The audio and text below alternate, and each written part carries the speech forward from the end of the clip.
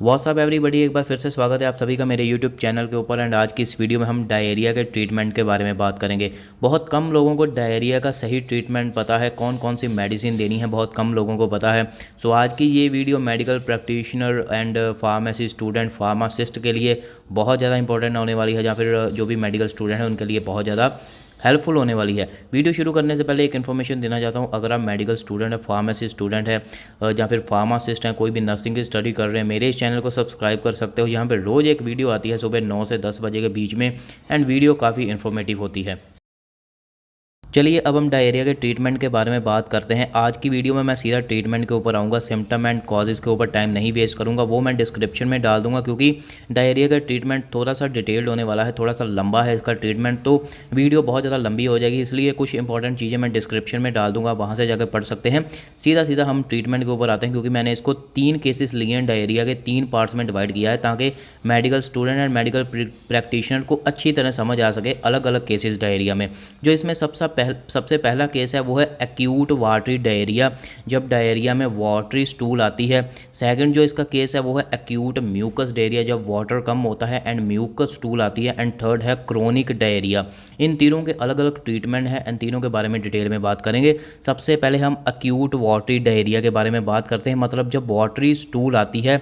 And ये जो सारे का सारा ट्रीटमेंट है ये अडल्ट के लिए है। 15 साल से नीचे बच्चे इसको मत इस्तेमाल करें, 15 साल से ऊपर वालों के लिए ये ट्रीटमेंट है, अडल्ट के लिए ट्रीटमेंट है।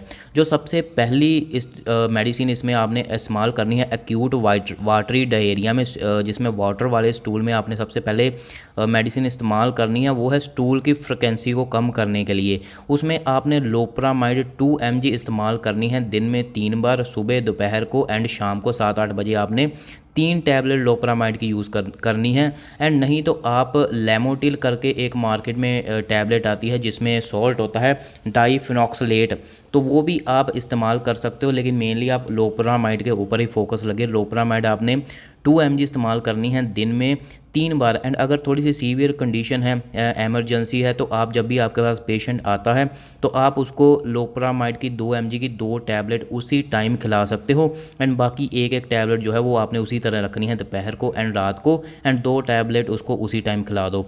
देन जो सेकंड है वो आपने एक कैप्सूल इस्तेमाल करना है रेसेकाडोट्रिल। रेसेकाडोट्रिल 100 mg मार्केट में आपको मिल जाएगा, वो भी आपने दिन में 3 बार इस्तेमाल करना है लोप्रामाइड के साथ ही। ये कैप्सूल आपकी हेल्प करेगा रीअब्जॉर्प्शन ऑफ वाटर में, वाटर को रीअब्जॉर्ब करेगा एंड आपकी बॉडी को डिहाइड्रेशन होने से बचाएगा। नेक्स्ट आपने इन्फेक्शन को रोकने के लिए एक टैबलेट इस्तेमाल करनी है, जो नॉरफ्लॉक्सासिन 400 mg, वो भी आपने दिन में 3 बार इस्तेमाल करनी है। अगर आप नॉरफ्लॉक्सासिन नहीं इस्तेमाल करना चाहते तो आप मेट्रोनिडाजोल इस्तेमाल कर सकते हो 400 mg, वो भी आपने दिन में 3 बार इस्तेमाल करनी है। अगर केस थोड़ा सा सीवियर है तो आप इंजेक्शन जेंटामाइसिन भी लगा सकते हो, IV या IM 80 mg आपने लगाना है। एंड अगर ज़रूरत पड़े तो 8 घंटे बाद आप फिर से जेंटामाइसिन का इंजेक्शन लगा सकते हो। इसके अलावा एक और चीज़ बताना चाहता हूँ कि अगर वाटरी स्टूल के साथ आपको ब्लड एंड म्यूकस भी आ रहा है, मतलब blood, mucus and watery stool तीनों हो रहा है, तो देन आपने एक एंटी अमोइबिक टैबलेट भी इस्तेमाल करनी है, जो कि टेनिडाजोल है। टेनिडाजोल 500 mg मार्केट में अवेलेबल है, वो भी आपने 3 बार दिन में इस्तेमाल करनी है।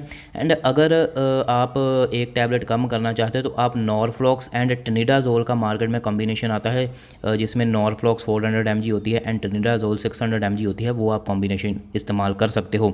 इसके अलावा अगर आप एंटीस्पास्मोटिक टैबलेट ऐड करना चाहते हो तो आप एनाफोर्टन टैबलेट आती है मार्केट में, वो इस्तेमाल कर सकते हो 3 टाइम दिन में। अगर किसी को वॉमिटिंग, नोज़िया, वॉमिटिंग हो रही है तो आप इंजेक्शन एमीसेट 2 cc IM या IV दे सकते हो, एंड या फिर आप पेरीनोर्म का इंजेक्शन 2 cc IM या IV दे सकते हो। इसके अलावा हमने, अगर आप बैक्टीरियल फ्लोरा रिस्टोर करना चाहते हो इंटेस्टाइन में, मतलब कुछ बैक्टीरिया हमारी इंटेस्टाइन के लिए बहुत ज़्यादा इंपॉर्टेंट होते हैं, तो आप लैक्टोबैसिलस कैप्सूल जो है वो ऐड कर सकते हो दिन में 3 बार। तो ये सारे का सारा ट्रीटमेंट आपके एक्यूट वाटरी डायरिया का है। अगर किसी को डिहाइड्रेशन हो रही है, कि उस डायरिया में सबसे ज़्यादा आपने ख्याल रखना है डिहाइड्रेशन का।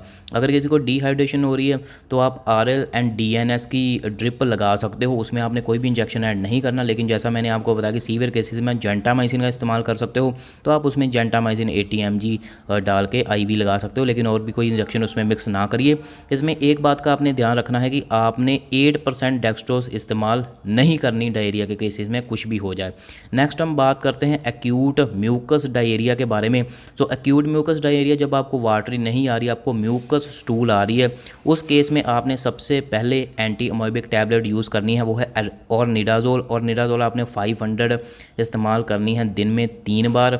अगर आप ऑर्निडाज़ोल नहीं इस्तेमाल करना चाहते तो आप टेनिडाज़ोल 500 mg दिन में 3 बार इस्तेमाल कर सकते हो। इसके साथ ही आपने एंटी स्पाज्मोडिक टैबलेट इस्तेमाल करनी है, ड्रोटावरीन 80 mg एंड मेफानेमिक एसिड 250 mg का कॉम्बिनेशन आता है। स्पाज्मिंडन करके एक टैबलेट आती है मार्केट में, काफ़ी पॉपुलर है।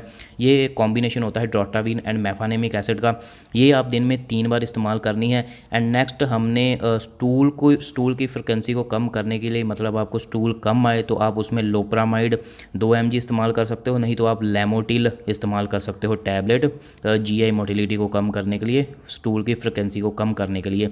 सो ये सारे का सारा ट्रीटमेंट आपका हो गया एक्यूट म्यूकस डायरिया का, जब आपको वाटरी नहीं म्यूकस स्टूल आती है। इसके बाद हम मेन बात करते हैं क्रोनिक डायरिया के बारे में, मतलब जब काफ़ी सीवियर है एंड क्रोनिक डायरिया है, उसमें आपने क्या इस्तेमाल करना है। उसमें सबसे पहले तो आपने एंटी अमोबिक टैबलेट इस्तेमाल करनी है मेट्रोनिडाज़ोल। मेट्रोनिडाज़ोल आपने 400 mg इस्तेमाल करनी है दिन में 3 बार। इसके बाद आपने इंटेस्टाइनल एंटीबायोटिक एक साथ में देना है, जो होता है आपका सल्फागुआनिडीन 500 mg, वो भी आपने दिन में 3 बार देना है। इसके बाद आपने एक डीवॉर्मिंग टैबलेट देनी है, मोबेंडाजोल मार्केट में अवेलेबल है 100 mg, वो आपने दिन में सिर्फ 2 ही बार देनी है, बाकी सब 3 बार। मोबेंडाजोल आपने 2 ही बार काफ़ी है, 100 mg। इसके बाद आपने मोटिलिटी कम करने के लिए, मतलब स्टूल की फ्रिक्वेंसी को कम करने के लिए, आप टैबलेट लेमोटिल दिन में 3 बार दे सकते हो, नहीं तो टैबलेट लोप्रामेड दिन में 3 बार दे सकते हो। अगर पेन हो रही है, एब्डोमेन पेन हो रही है साथ में आपको डायरिया के, तो आप मेबेरवरीन 100 mg टैबलेट आती है, वो दिन में 3 बार दे सकते हो।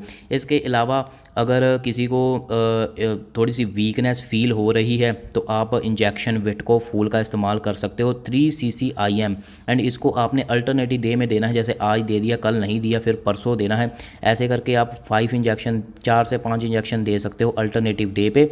विटको फूल में nicotinamide, folic acid and cyanocobalamin का कॉम्बिनेशन होता है। ये आपकी जितना भी डायरिया की वजह से वीकनेस हुई है उसको कवर कर देगा।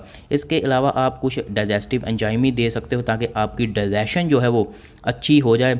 उसमें आप बेस्टोजाइम करके आता है, वो आप दिन में 2 बार, कोई भी डाइजेस्टिव एंजाइम, जैसे बेस्टोजाइम मार्केट में पॉपुलर है, वो आप इस्तेमाल कर सकते हो, या फिर एसिस्टो एंजाइम पॉपुलर है।